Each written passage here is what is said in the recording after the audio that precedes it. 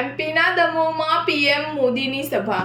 મોદીએ કહ્યું, દુનિયામાં યુદ્ધનો માહોલ છે, આવી સ્થિતિમાં દેશમાં યુદ્ધના ધોરણે કામ કરે તેવી સરકાર જરૂરી।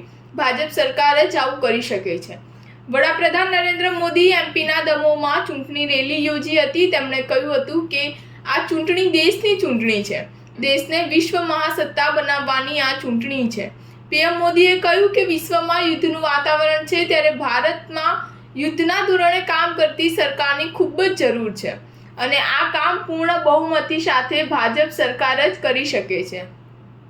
બીજા તબક્કામાં દમોહ સહિત એમપીની 6 બેઠકો પર 26મી એપ્રિલે મતદાન થશે।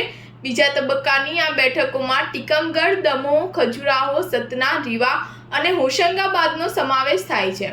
વડાપ્રધાન મોદી 12 દિવસમાં ચોથી વખત એમપીના પ્રવાસે છે। આ પહેલા પીએમ મોદીએ 7 એપ્રિલે જબલપુરમાં રોડ શો કર્યો હતો। 9 એપ્રિલે તેમણે બાલાઘાટમાં એક બેઠક યોજી હતી અને નર્મદાપુરમના પીપરિયામાં 14મી એપ્રિલે સભા કરી હતી। સ્ટાર ન્યૂઝ 7 હંમેશા સચ્ચાઈની સાથે।